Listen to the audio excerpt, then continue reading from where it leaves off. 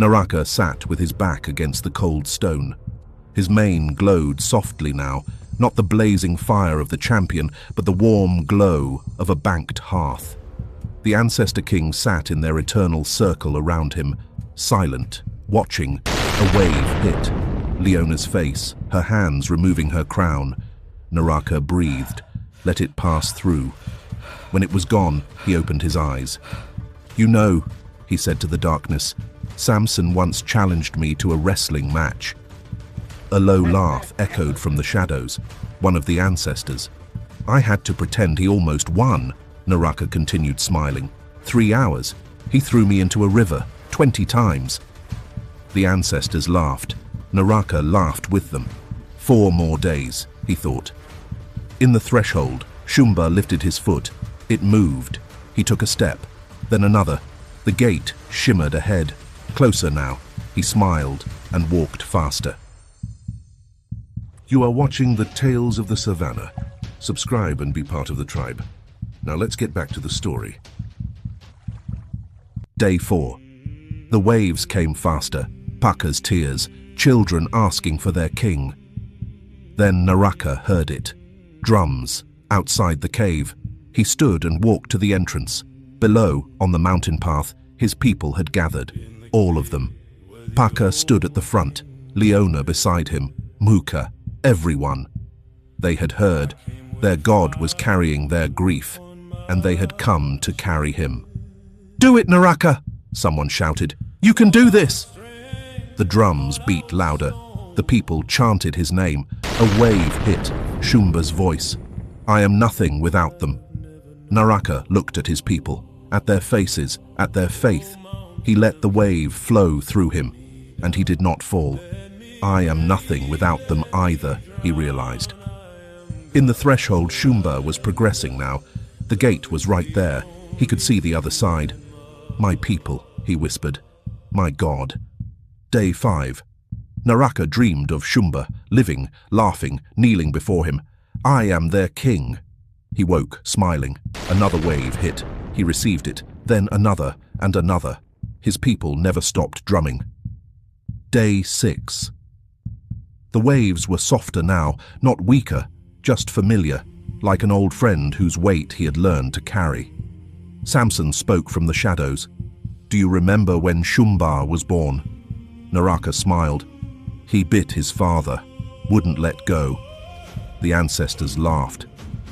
Outside, his people cheered. Day 7. The final wave came, every grief, every tear, every empty hut.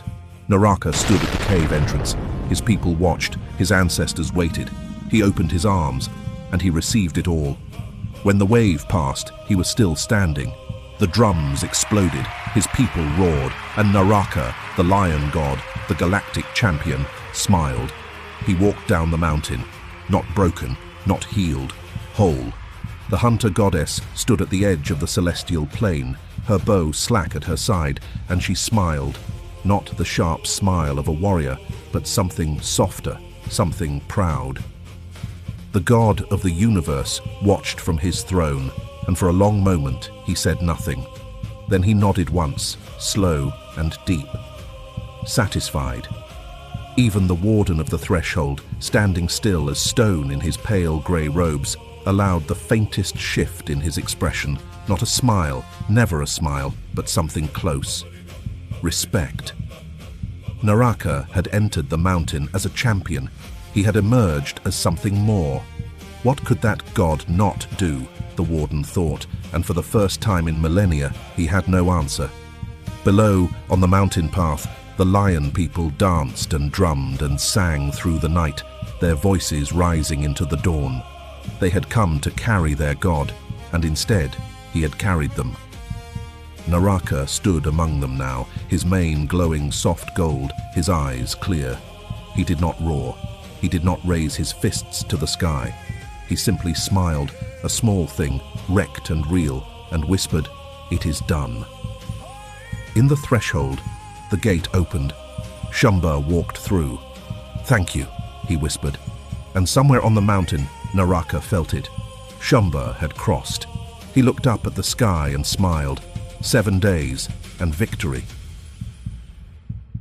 Father Bernard was lighting the last of the ceremonial candles when he heard the thump.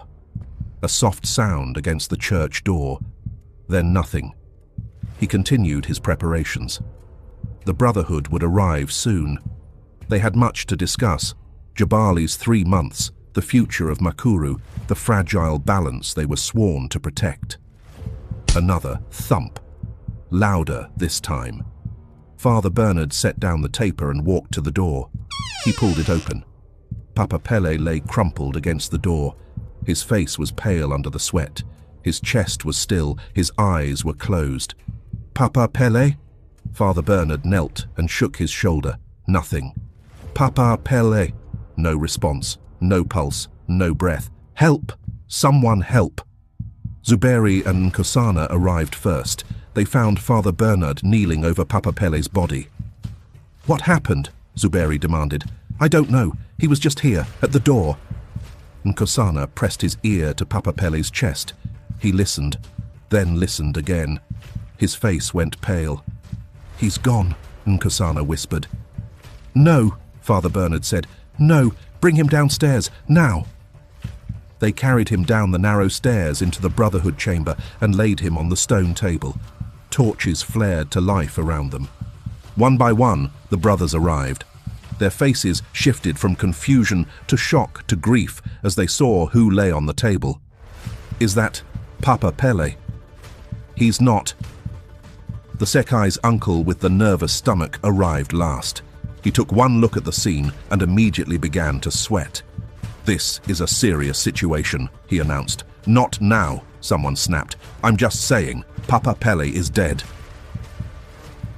"We need to do the Lazarus rite," Zuberi shouted. The chamber went silent. "A resurrection," Nkosana breathed. "It has never been tried." "Then we try now," Father Bernard said. The brothers looked at each other. Fear, doubt, desperation. "Form the circle," Father Bernard commanded. "Hold hands, everyone. Everything you have."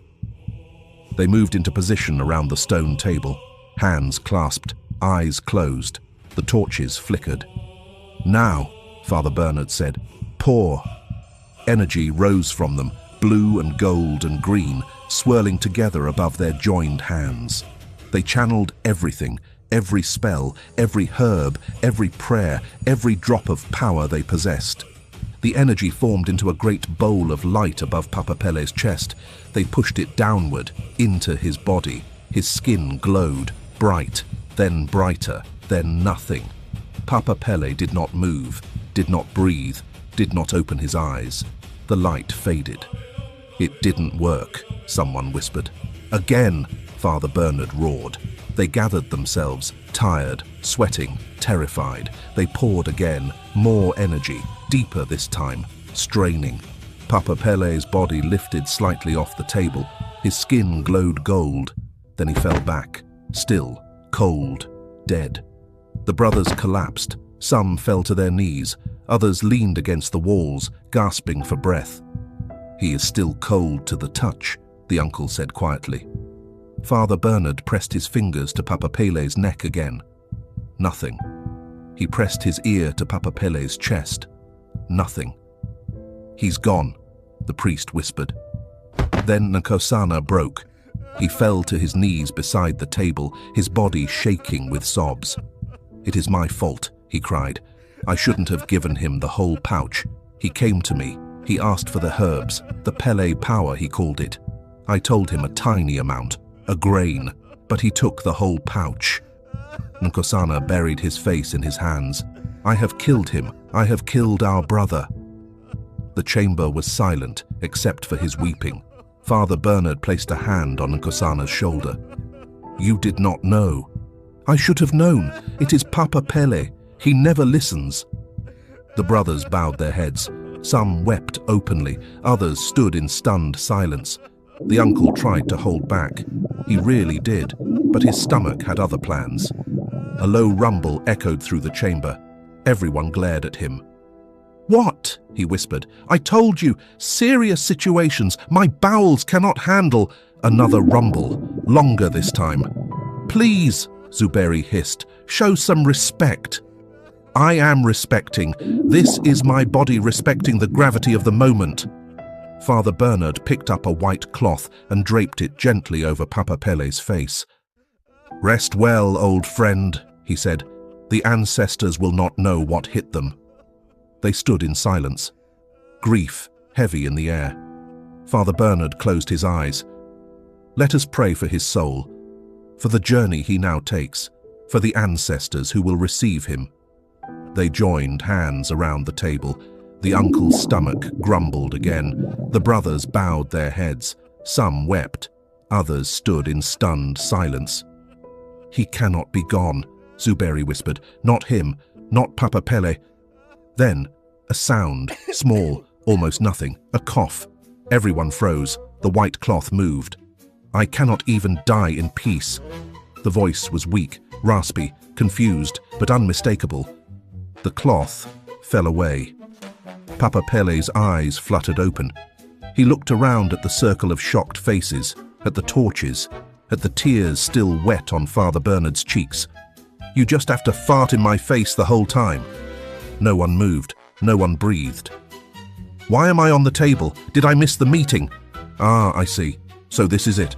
The Brotherhood has finally decided to sacrifice me for riches and gold. Next time warn me, I would have dressed better. And who agreed to this? I want names. Father Bernard, do you hear me? I leave you people for one night, and this is what you do." The uncle's stomach erupted, a long, triumphant rumble. Papa Pelle looked at him. "Did you just fart on my resurrection?" "It was a rumble of celebration. It was a weapon, and you aimed it at my soul." Father Bernard grabbed Papa Pelle and pulled him into a hug. "You old fool," he sobbed. "You absolute fool." "I know," Papa Pelle said, patting his back. "I know." Zuberi was laughing and crying at once. Nkosana fell to his knees again, but this time with relief. "I thought I killed you," Nkosana said. "I thought—" "You?" Papa Pelle looked at him. "Nkosana, you gave me life. The Pele power lives on. You were dead. For a minute, maybe two." Papa Pelle shrugged. "Even the ancestors could not stand me. They sent me back." The brothers erupted in laughter, the kind that comes after tears, after fear, after thinking you had lost someone forever. Papa Pelle sat up slowly, wincing. His skin still glowed faintly. He touched his chest. "I feel different," he said. "Different how?" Father Bernard asked. Papa Pelle thought for a moment. Then he grinned his toothless grin. "Hungry, and also still a little bit dead, but mostly hungry." The uncle stepped forward. "Papa Pelle, I have to say—" "Please," Papa Pelle interrupted. "Whatever you are about to say, do not say it near me. I have just returned from the ancestors. I am fragile. It is just, your bowels are not welcome at my resurrection celebration." The chamber laughed again. Father Bernard helped Papa Pelle off the table. The old man wobbled, steadied himself, and looked around at his brothers. "So," he said, "what did I miss?" And somewhere in the ancestral realm, the ancestors shook their heads and smiled. "That one," they said. "We almost kept him. But he talks too much." Jabali woke to the smell of food. Not the memory of food. Not the ghost of Akina's cooking lingering in the walls. Real food, hot, fresh, steaming. He sat up slowly, blinking in the morning light. For a moment, he forgot where he was. Then he remembered. Akina was gone. Chipo was gone. The homestead was empty. But something was cooking. He walked to the kitchen. There, on the hearth, a pot of millet porridge bubbled gently. Beside it, a small plate of roasted fish. The fire had been tended. Someone had been working while he slept. Sekai. He smiled. He walked toward Chipo's room to thank her. The door was slightly ajar. He pushed it open and froze. Sekai stood with her back to him, adjusting her wrapper. She was in a state of undress, her chest bare, the fabric of her skirt hanging loose around her hips. She had not heard him approach. Jabali's breath caught. His face went hot. He turned away so fast his neck cracked. "I am sorry to disturb you," he said, his voice too loud, too rough. He stared at the wall, at the doorframe, anywhere but at her. I just wanted to say thank you for cooking. I will leave you. He stepped back. His foot caught the threshold. He stumbled, caught himself, and kept moving. Behind him, Sekai stood frozen. She stared at the empty doorway where he had been. What was that? He could not even look at her. Her chest tightened. Her eyes burned.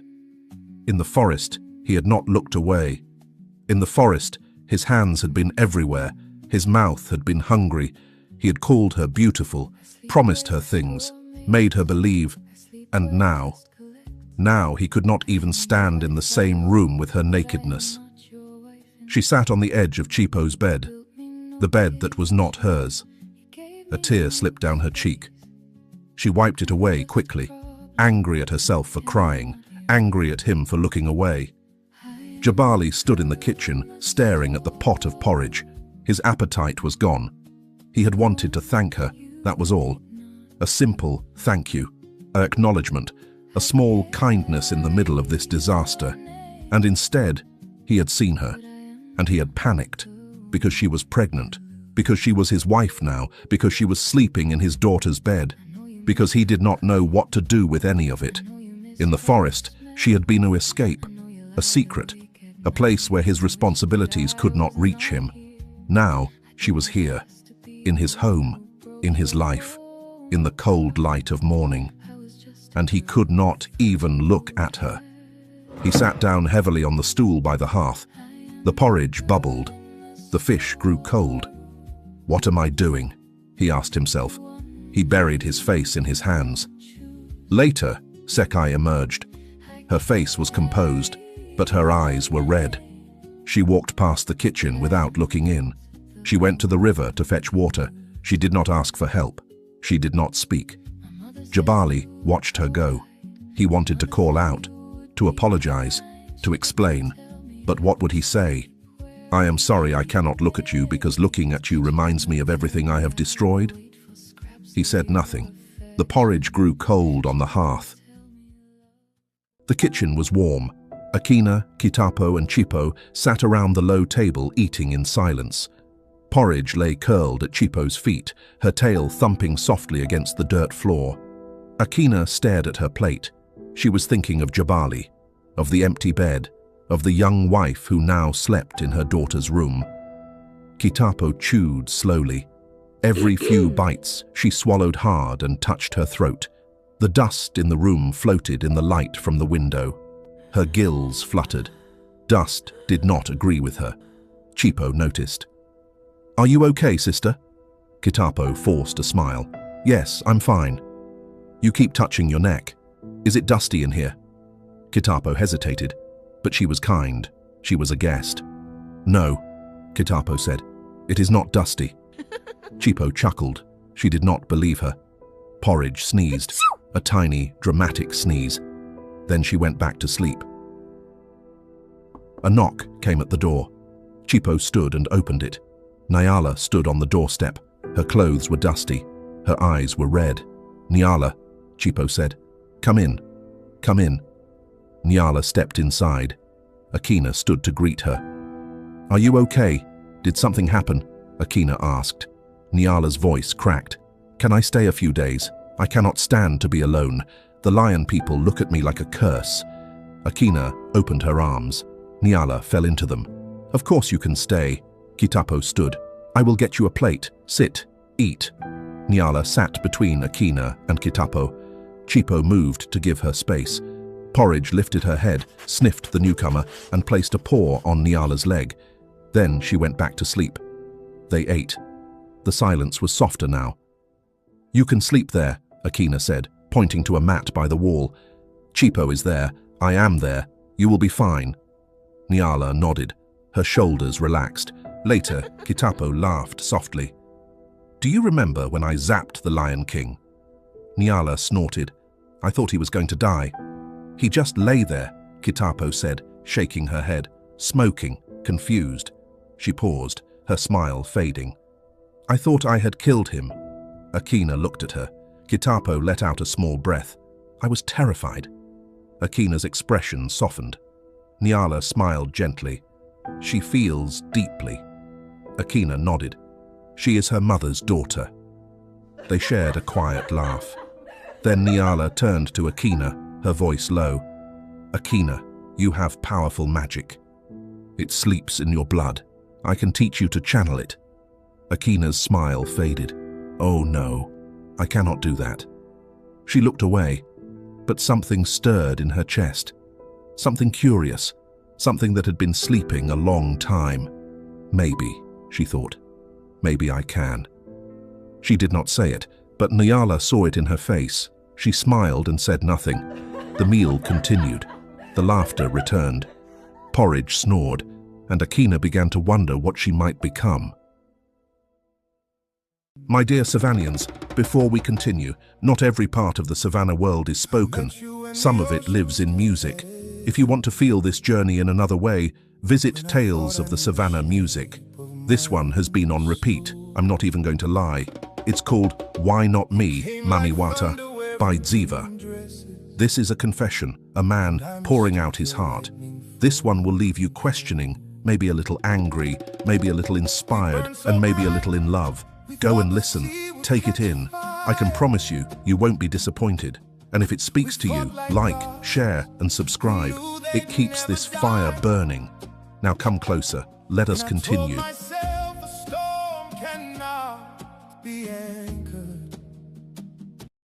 Lulenga sat on his throne, his fingers drumming against the carved coral armrest. The throne room was empty, the torches burned low. Mami Wata had sent word, "Do not move. I am coming for you." So he waited. The doors opened. Mwamba entered. Lulenga's shoulders relaxed slightly. "Just the man I wanted to see." Mwamba approached, his brow furrowed. "You look like a man awaiting execution." "Close." Lulenga leaned forward. "I have a very important task for you." "Okay. I need you to build Akina a house, a proper one. Walls, a kitchen, a place worthy of her." Mwamba nodded. 24 cows. I promised her 24 cows. Double what Jabali paid for that other woman. Lulenga waved his hand. "The cattle will be delivered, but the house must be built first. I need men on the ground tomorrow, ready to work."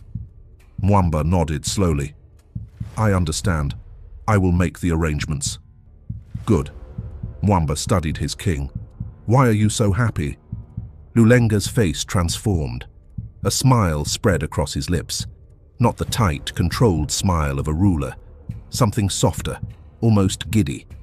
He leaned closer and lowered his voice. "Mami Wata has finally agreed to show me." "Show you what?" "What she has been hiding from me." Lulenga's eyes gleamed. The part of herself she kept locked away. The thing she shared with Ziva, but never with me. Mwamba went still. "She agreed to this?" "Yes." "And you are happy about this?" Lulenga blinked. "Of course I am happy. I have been asking for months." She finally said yes. Mwamba rubbed his temples. "Does she know about Akina?" Lulenga's smile faltered. "Of course not. I have been discreet." "Discreet?" Mwamba's voice was flat. "You have been visiting Akina in her homestead. You have promised her 24 cows. You are building her a house. And you think Mami Wata does not know?" "I have been careful." "She has spies everywhere, Lulenga." Mwamba stepped closer, his voice dropping to an urgent whisper. "Everywhere. Do you understand? The green eyes in the shadows, the servants who do not speak, the fish that swim too close and listen." Lulenga was quiet. "She has denied you because you are not that type of man," Mwamba continued.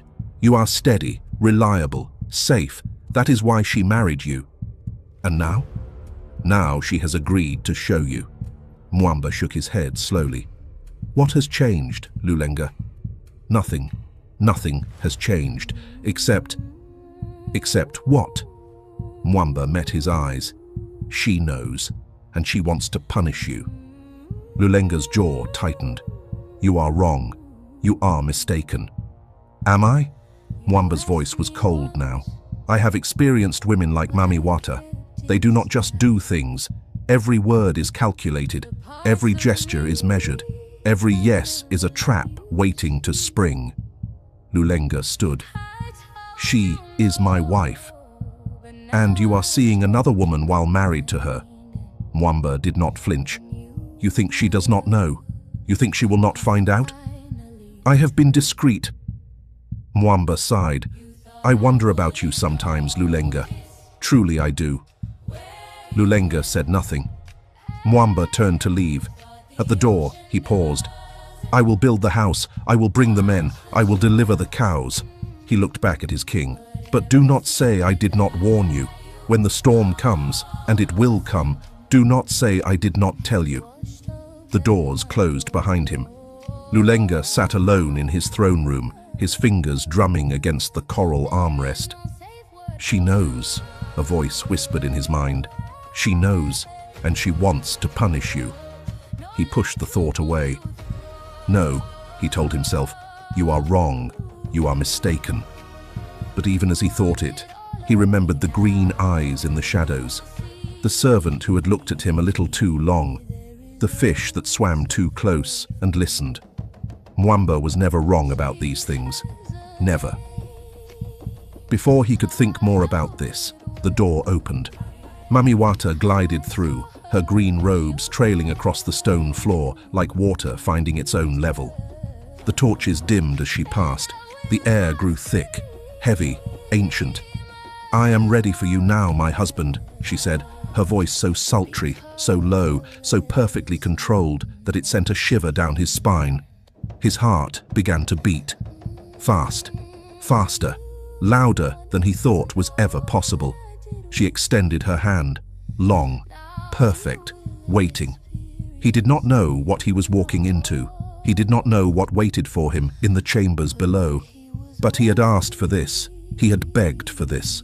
And now there was no turning back. He took her hand. She smiled, and the torches went dark. And that, my dear Savanians, brings us to the end of yet another episode in our Mermaids, Lion People and Witches series. I hope you enjoyed it as much as I did. In this week's episode, we watch Naraka face the full weight of his people's grief, wave after wave, and he does not break.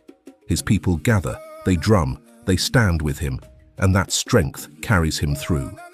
By the end, he walks down the mountain hole, and Shumba finally crosses the gate.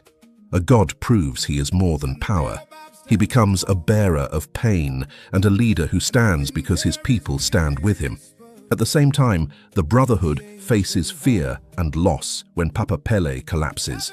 They try everything to bring him back, pouring all their power into him, and it fails. Guilt rises. Grief settles in. But then, against all odds, he wakes up. Not strong, not perfect, but alive. And in that moment, we see what binds them.